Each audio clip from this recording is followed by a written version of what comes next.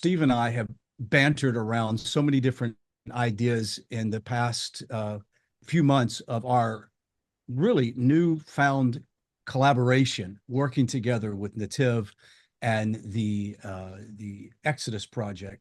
That I figured, man, now's the time to sort of bring out a few sort of choice text that Christians seem to get just really stumble. They kind of stumble over. They don't realize what they're saying or what they're thinking. They make assumptions based on the New Testament. Mhm. And so, Steve, what I'd like to do is look at a key text. It actually comes from Matthew, the 12th chapter. But before we do that, you and I wrestle over this a little bit, and I'm leaving this, I'm pitching this over to you because you have a great sensibility on laying out some of these discussions that I think are brilliant. You chose the title from Torah to name.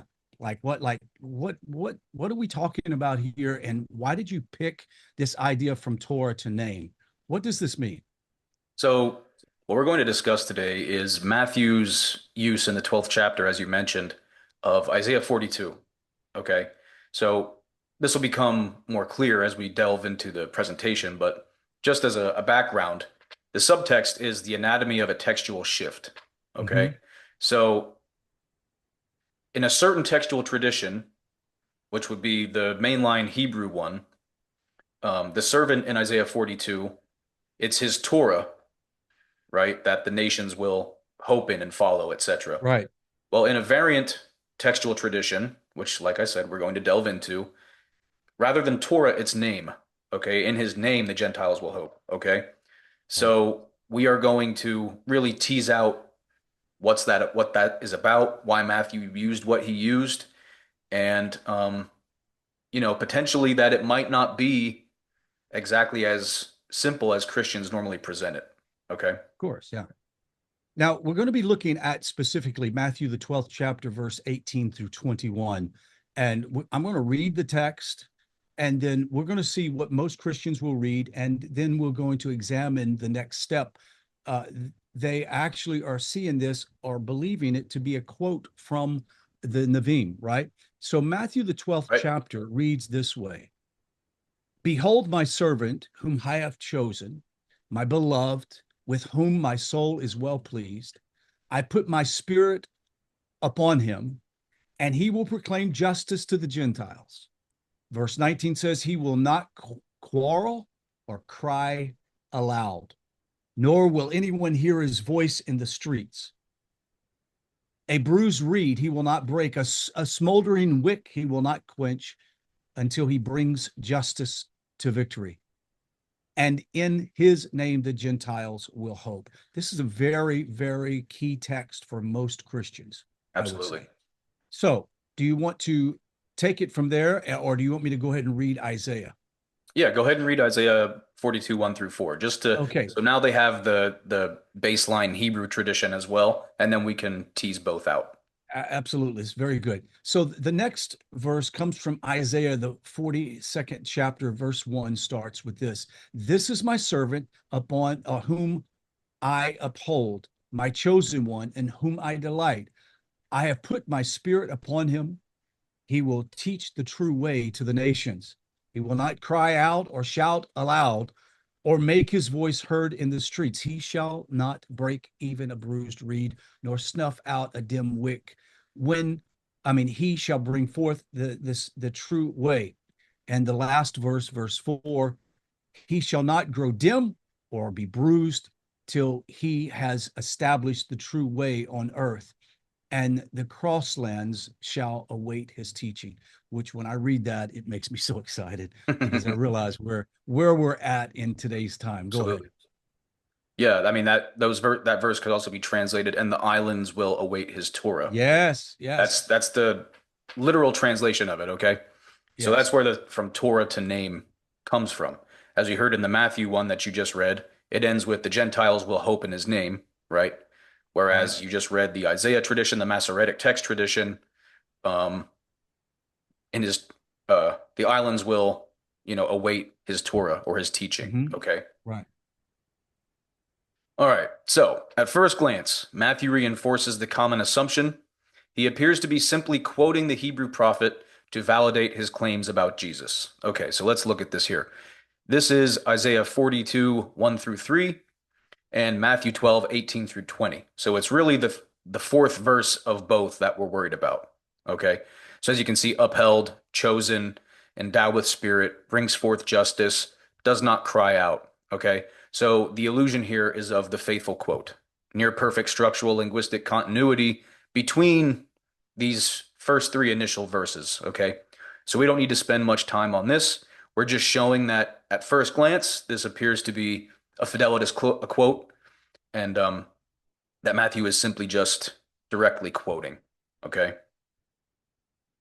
Anything you want to add on that, Rod? From on the onset, when you look at it, when you don't assume, for example, that there's been any sort of wordplay that takes place, you just say, oh, well, this is a quote from the book of Isaiah. Look, it has some similarities. This is what it's talking about. It's a prophetic text about Jesus. And in reality, what we're going to be able to show today, it is not about Jesus, but it's about an event that's getting ready to take place, and it includes the nation of Israel. So, what's first catch your attention about Matthew's quote that made you think that something is happening here? What was the first thing that came to your mind when you read this? Think, something's not right. So basically, the main point that would have got me digging deeper into this is Matthew is what is the really the gospel that's famous for the citation quotations, Mm-hmm. right? So basically, all of those need to be observed, right? And when Right. he's relaying that a fulfillment citation is about Jesus, that's why we need to dig deeper because we do know from, simply just reading the Tanakh what the context of Isaiah 42 is about, right? Israel as the servant, so on Right. and so forth. Okay, so that's really what would have had me dig into this even deeper is whenever Matthew utilizes a fulfillment citation, it needs to be scrutinized. Okay? Right. Now, absolutely. And so what we have here is the two texts side by side. So we actually see what corresponds actually with 42 and what 12 corresponds to 42 is what we're trying to show here. Right, right, exactly. All right, now we get into the fourth verse. So from the Hebrew tradition, Isaiah 42, 4, and the islands shall wait for his Torah. Okay. Matthew's conclusion in the 21st verse of chapter 12, and in his name the Gentiles will hope. So this is not a minor stylistic variation. This is a Oh, this is fundamental the shift in the absolutely. object. It's a matter of fact, a mistranslation completely. Right, right. It is a fundamental shift in the object of the world's hope. Okay, so it's completely different, right? Hmm. So what we now need to tease out is where did Matthew get this from? Okay, so if we're talking about a mistranslation, that's one thing. Um, but is there potentially a different textual stream that Matthew could have been quoting?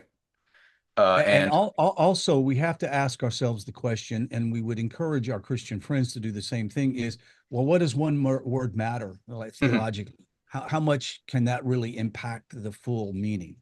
Right. So the normal Christian response to this would simply be that, well, Matthew is just quoting the Septuagint. Of Okay, course. that's standard. Okay, so with that in mind, let's now bring the LXX into the fold, and we can basically look at all of these texts together and see if that's, truly the case. All right. Okay, let's go. Okay, so a diagnostic table, two competing theological visions. All right, so Hmm. you have the dimension, the object of hope. In Isaiah's vision, it's the Torah, instruction or divine law. In Matthew's vision, a specific name. The role of the servant, he's the conduit who disseminates divine teaching, right? Let's consider Isaiah 53. By his knowledge, the nations are justified, right? Very Right. similar context. Matthew's vision, the focal point of faith itself. All right, he's relaying this about Jesus. Hmm. The nature of inclusion, it's accessible through learning, practice, and shared alignment in Isaiah's understanding. Hmm. Whereas in Matthew's vision, it's an exclusive mechanism reliant on personal belief. Right. And finally, the scope. Isaiah's vision, this is collective and covenantal, as the Tanakh always is, right? Right. Whereas in Matthew's vision, this is individualized and exclusive. Yes. Belief upon this name is where you find your Yeah. salvation, Very, very dependent upon that phrase right there, belief in his name. right?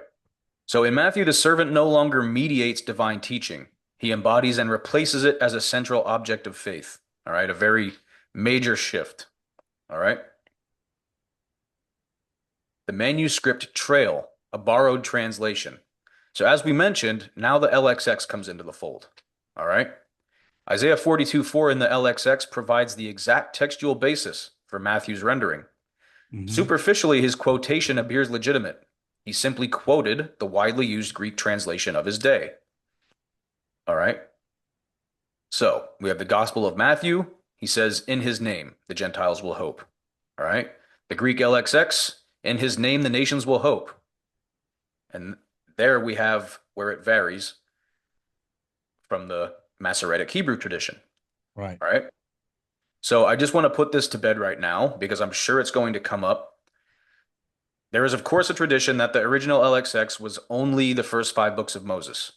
All right. Hmm. I have no problem with this, but we need to be a bit more scholarly about this. All right. So what became known as the LXX was simply the Greek translation of the whole Tanakh that was used in the Alexandrian community. Okay. Correct.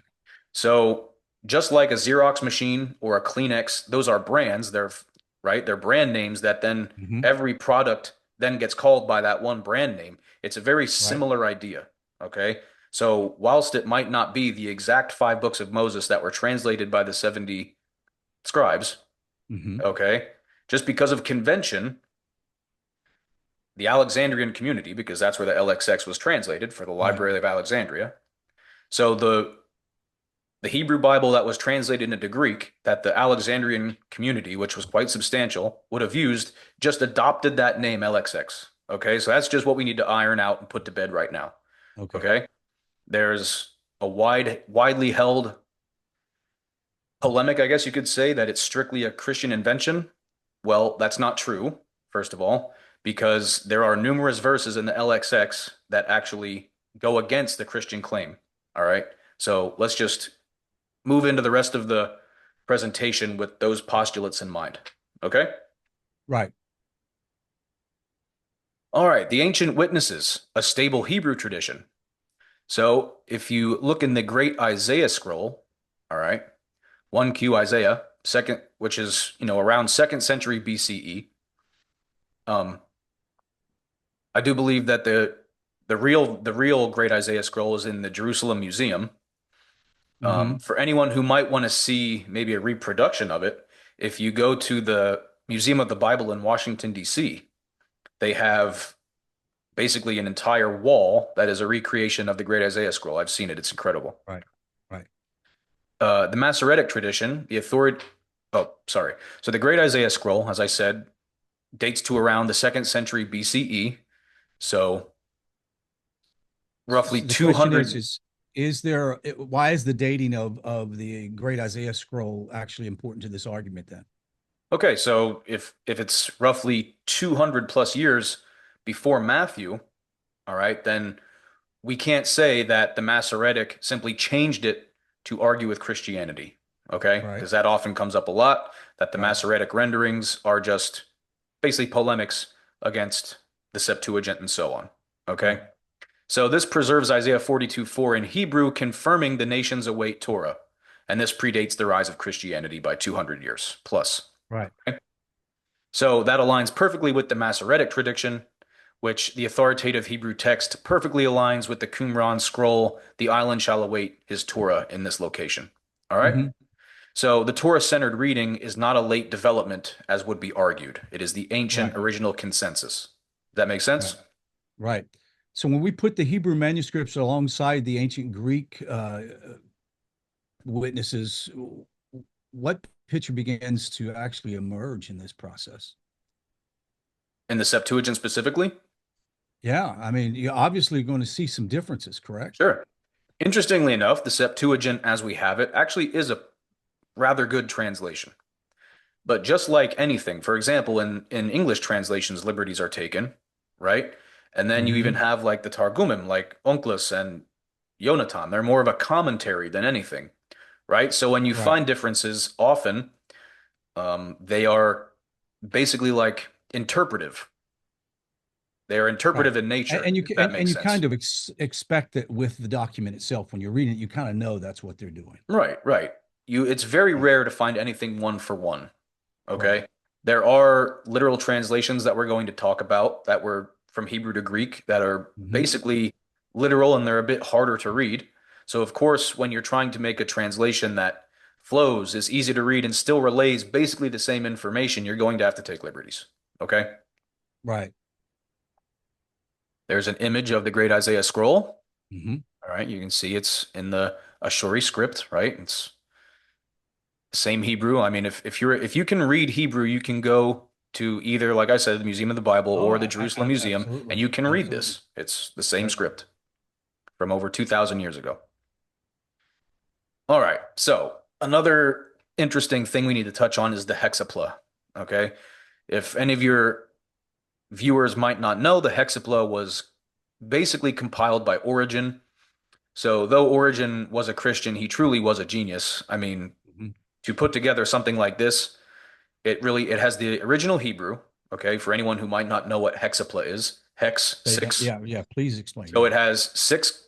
It was basically he took all of the Greek translations and the Hebrew and put them in column a six column document, one next to another. So if anyone has ever done comparative textual stuff, I mean, this is monumental. The hexapla, Yes. he's a genius. Right. So the far left column would have been the original Hebrew. Okay. Hmm. The next one would have been the original Hebrew, but transliterated into Greek. All Hmm. right. So sounds the same. It just has Greek characters. And then you would have had these names here. These are what I need everyone to start getting familiar with. Okay. You had Aquila, his Greek translation, Symmachus, his Greek translation, the Old Greek or the LXX, and Theodotion, his Greek translation. Okay. So that's a basic history of the hexapla. All right. What's interesting here is the only column that says name is the Old Greek. The three other Greek translators say law, matching with the Hebrew tradition. Okay. Origen explicitly Why? notes. Go ahead. Let me ask something. Why is that just jumps out as so different? Why? Why? What do Christians offer as the explanation as to why that is translated that way? Okay, so as we mentioned, the other three were making quite literal translations. Right. Okay. Um, why do the Christians say it says name? Aquila, Symmachus, and Theodotion were all later, right? So I'm sure that they would come up with the same argument that they were just trying to get away, use a more Judaized translation. They wanted to align with the Jewish understanding of things. Um, I'll show on the next slide that one of these translators might not have, you know, held a Jewish belief potentially. So that kind of puts that to bed. Okay. But like I said, the LXX could have just been taking a liberty in something interpretive. I'm trying to not go into the nefarious explanation, No, I right? totally get it and understand it. I would agree. Because we see it nowadays. There's 1,000 different English translations, and no two say the same thing, right? Correct. So anything can take liberties. Could there have been foul play potentially? But we're going to go with this and show that even though the LXX might say name, you know, it might not be a one for one that Matthew Right. used. All right. So Origen explicitly notes that the independent Greek translators, uh, that's an important line there, attempting closer fidelity to the Hebrew, universally rejected the Septuagint's rendering of this verse. All right. Origen notes that. Okay. So where did we get the fork in the road here? Where do we get the fork in the road between Yeah. name and law? Yeah, I mean, how did this appear? I mean, what was the catalyst behind this? Do you know? That's not something I could answer. I mean, this this is something quite old. Like I said, it's Yeah. more than likely interpretive, potentially foul play, but uh, I don't know like because the problem is I know that we want to err on the side of compassion and caution in accusing someone of nefarious modes, but it just seems so blatantly, obviously different right. in a translation. I just wish I could understand why they would use that name instead of Torah. That's just Well, I think one thing we could consider is throughout throughout Hebrew literature, so on and so forth, what is normally intrinsic to a name, right? It's who you are. And the servant in Isaiah, whether you're reading it in the Septuagint or otherwise, is Israel. hmm Okay? So what does the name Israel mean? One who strives with God, right? One who wrestles with right, God. So how do they do so? By keeping the Torah, the commandments that were given to them. Okay? right. So this could have been at the time simply just a conventional way of relaying the same message. Okay? So Like you're you said, thinking you I'm think it's trying to err on possible that the writers of the Septuagint decided to translate instead of Torah, put name because maybe they were concerned about their own lives by putting Torah there. I mean, potentially, potentially. Um, we do know that into the Greek period, probably not long after this would have been translated, we have to consider what major event in Jewish history comes up not long after this. Hanukkah, right? Where it was right, basically illicit to keep the Torah and do the commandments and all these things. right. Okay? So is it possible that it said law first and these things kind of got smudged to make it a bit more uh to basically censor it in a Greek environment when being Jewish was illicit? Who knows? There's Yeah, worlds of possibilities. yeah. Okay? For example, when the Torah was outlawed, most people probably don't know this. How did the Haftarah reading start? Well, it was during this period when you weren't allowed to read from the Torah. So what would they hmm do? They would read from the prophets passages that aligned with the portion of the Torah that would have been that week. So you could still Correct. get the same message, but you were censoring it and obeying the Greek laws at the time. Okay? This Right. could very well be a very similar situation.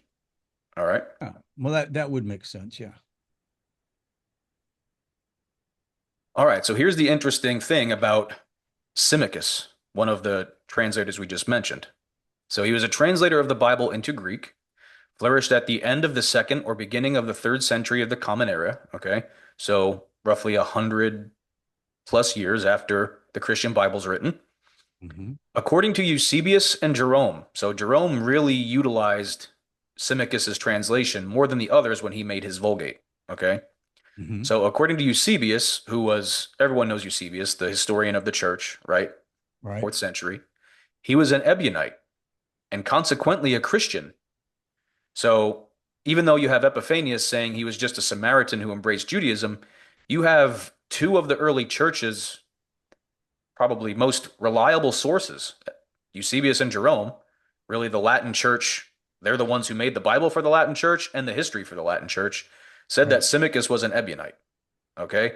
So if we're simply saying that um, their translations were Jewishly motivated, well, here you have a Christian potentially who rendered it otherwise. All right. Okay. Right. So Right. that just gives a little bit of, credence to Symmachus and his translation itself. All right. All right. So weighing the textual evidence, it's quite clear that the Torah and law consensus is stacked up against the name outlier. Okay. The Septuagint stands alone. Matthew's Christological argument depends on interpretive divergence, not the original intent of Isaiah. Okay, so I think that's what hmm you were trying to get at Right. is, you have this outlier. Like I said, I'm trying to be open to multiple possibilities. Could it have been foul play? Anything's possible. Could it have been Jews in a Greek environment trying to really, protect themselves? Also possible. Occam's razor, whichever one Right. makes the most sense Right. to you. Okay? But on this, but in reality, those arguments, one way or another, is immaterial to the very fact that what the original Torah text says is completely different. in the Right. New Testament. Right. And that's where we're going to anyway. So At best, it's simply just an interpretive difference, that it isn't simply just a literal rendering like the others are. right, Okay? At worst, it's foul play. right. That's the scale I'm willing to go on. All right? Now, what's the fork in the road? So the original Hebrew Isaiah, you have this on the left. You have this shift to where it says name in verse 4 with the Septuagint and later the Gospel of Matthew. Right. Okay? On the Torah tradition, there on the top line, you have the Dead Sea Scrolls and the later Masoretic. All right? And the timeline is actually, can you see my cursor? Oh yeah. See it well. Timeline is actually rather good. So you have the Septuagint Yeah, I here. was like, good job on that, by the You have way. the Septuagint here. The Gospel of Matthew, of course, is later. The Dead Sea Scrolls would have been not long, 200 years, whereas this Right. would have been, before the Dead Sea Scrolls. So it is actually rather good. Yeah.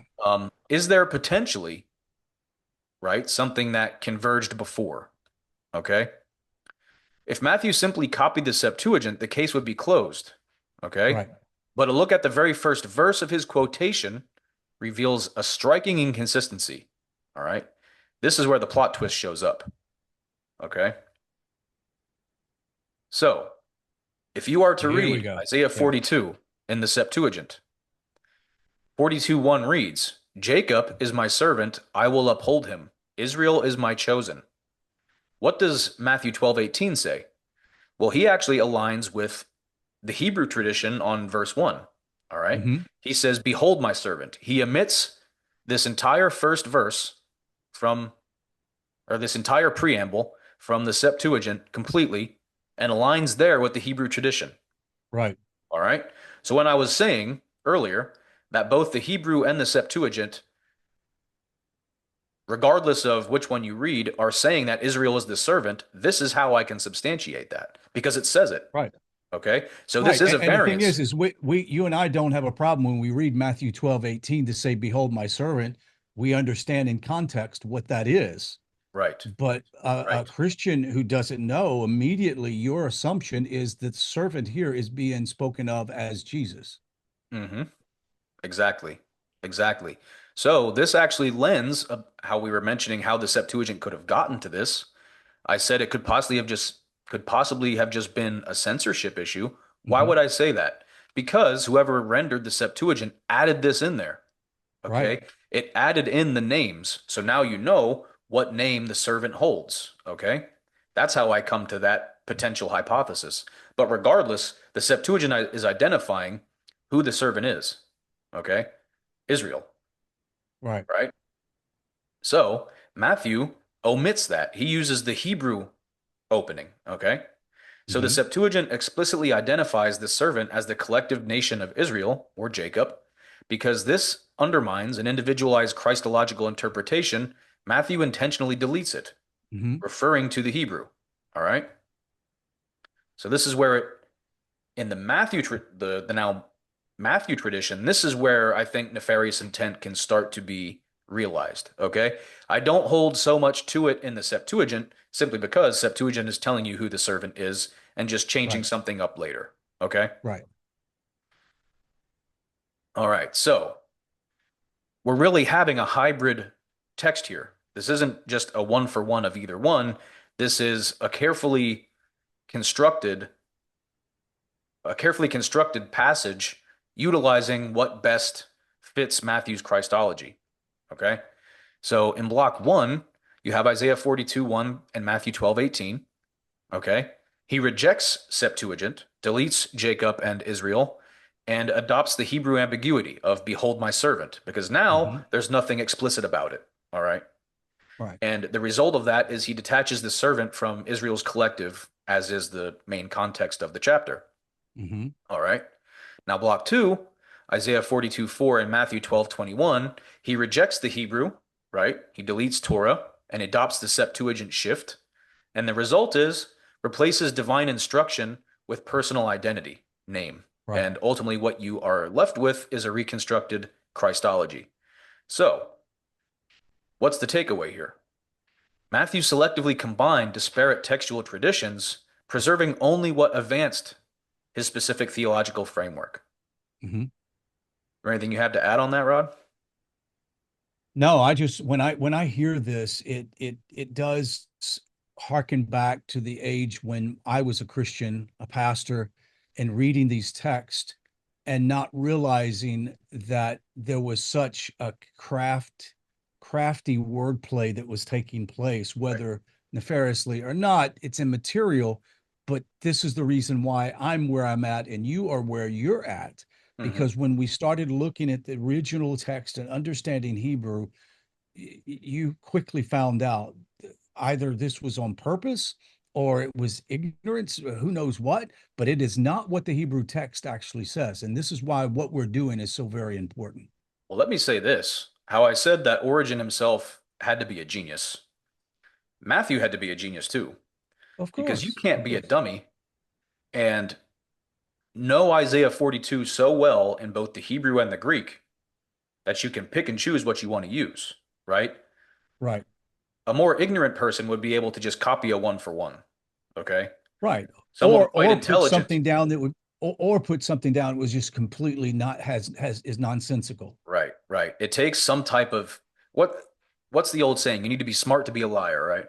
Right, So you need right, to be rather intelligent to know what to pick and choose from both to create your own hybrid that people won't notice, okay? right. And I think it's quite intentional in Hmm. my view, all right? All right, the motive, shifting the axis of redemption. So, in Isaiah's vision, you have God, the servant who is the Servant. conduit, the Hmm. Torah, which is the shared instruction, and the nations who are, participating in it, right? Right, God's servant is meant to be the conduit to really share the Torah with the nations, bring them right, closer.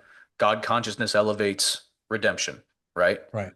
Matthew's vision, you have God, the servant who's the embodiment and the name which will be hoped upon. Then you skip Torah completely, right? And the nations hope in that individual rather Hmm. than the dissemination of knowledge by that individual. Okay. Right. So by detaching the servant from Israel and displacing Torah with a name, the servant is transformed from a collective conduit of law into the exclusive object of faith. We just went over Hmm. that earlier in the beginning of the presentation. Okay. Right. And finally, this is an interpretive construction, not a quotation. Matthew 12:18 through 21 does not faithfully reproduce the Hebrew original. But as most Christian apologists would say, it also does not faithfully reproduce a Septuagint original. Right. Okay? So it operates as a purposeful theological synthesis. Matthew's rendering is a constructed bridge built from fragmented traditions, designed exclusively to lead the reader to a Christological conclusion. I Yes. don't think we can wrap it up any better than that. No, I absolutely, absolutely. So when we look at the text, and this is why I got so excited when I read Isaiah 42 once again, and I listened to the message and realized how beautiful and broad it is. You stated that clearly in the text. That I just want to read it again in closing. Can we Yeah, do that? absolutely. Okay. Absolutely. This is my servant Israel, is who he's talking about in the context, whom I uphold. To this very day, Israel's been upheld by that very hand of the Creator. Against all odds, Israel is now a nation. Anybody 100 years ago would have said that's impossible. It's never going to happen. The Vatican has treasures from the temple deep Absolutely. down in the bowels of its laboratories and basement, thinking Israel's no more. They won't need this. They're never going to build a temple. It's over for them. Right. But God has upheld and sustained Israel for that whole time. And it says, my chosen one in whom I delight. I have put my spirit upon him, who his spirit is upon Israel. He shall teach the true way to the nations. He shall not cry out or shout aloud or make his voice in the streets. Now, I find this really interesting. This is about a nation who's had the responsibility of being priests to the nations, but they're not going to actively convert anyone. They're Right. not beating on doors asking you if you've accepted Moshe in your heart, Moses in your heart, or the Torah in your heart. They haven't done that. They haven't been, what do you call it? What's the word? Extroverted in their approach to bringing wisdom to the nations. But their life, their history has been a testament to the world. Mhm. Slowly, the world is waking up and realizing this. And this is what's beautiful. Israel has never went out to try to behead people, to persecute people, to crucify people if they did not follow the laws of God. Right. Merely the laws of God are there for the nations to attach themselves and to enjoy, not to become converts, but to become people who are fully apprised of the wisdom that is in the Torah. Mhm. And then when I read the text, it says, He shall not break even a bruised reed, nor snuff out a dim wick. He shall bring forth the true way, meaning that with the highest level, the Jewish people on the highest level of compassion have always reached out to the non-Jew who had questions, always sought out not to damage, not to create havoc in a non-Jew's life, but in such a gentle way. This is the Jewish people. And it says in verse 4, He shall not grow dim or be bruised till he is established the true way on earth, and the coastlines shall await his teaching, or the nations shall await his teaching. We're Right. living in this era right Absolutely. now. People that think that Israel's over with, that it's done, the nations are going to come against and stop them, it's just not going to happen. Why? Because they are God's most favored nation status. Right.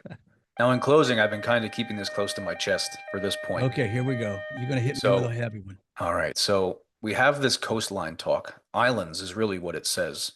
Yeah. Um, what is the ultimate, what is the ultimate thing we're looking for in the redemption? How is it described? That Hashem will be one, his name will be one, Hmm. and his knowledge will cover the earth as the waters cover the sea. All right. Yes. So why is islands used there? It's the same exact idea because the Yes. farthest reaches of the ocean are where? The little secluded islands that you can't Islands. reach. Yes. Yes. Okay. Yes. So we understand that whenever it's using that language, we're talking about a worldwide national, the farthest reaches Right. coming.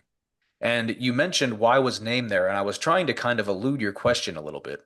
I Okay. know you're playing with me. So let's consider these two traditions together, right?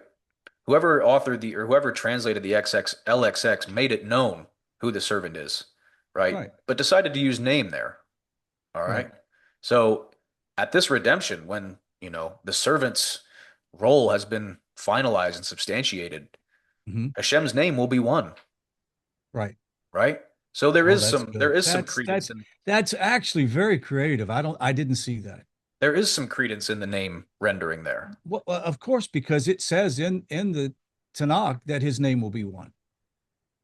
So I think it's something that might be easily overlooked, but overall, and I'm sure we're going to talk about the LXX more moving forward because there are some excellent, excellent things in here. Okay. Right. And I try to just approach it as I would approach Targum Yonatan, that there are things taken to really midrashically explain the text. All right. Right.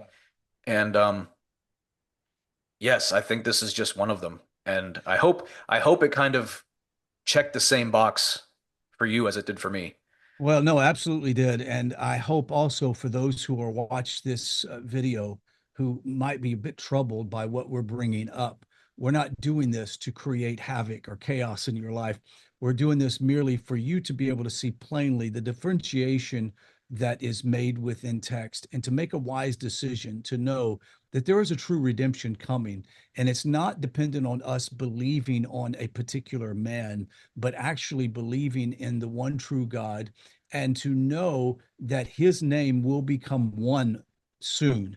Right. Listen, I'm not concerned about people that don't have my views. It's not material to me. What's material is to know that one day, as the prophet Isaiah said, that God will remove the veil from the eyes of the nations. Right. Everyone is going to see. We're all going to know who the one true God is. And we're also all going to know how beautiful his Torah is. So my Absolutely. encouragement for people that are watching, uh, if you don't believe what we're saying, test it, try it, and Mm. you'll see. Yeah. Our mission is to elevate the God consciousness in the world, not to tear That's people all it down. is to it. That's all it is to it. Not trying to convert you to something. We No. just want you to see and be elevated. That's the best words. Thanks for that. I appreciate that. Yes, of course. Until next Rod? time, we're going to pull up another one for you. So don't go away. We'll see you in another podcast. All right. Shalom. Bye-bye.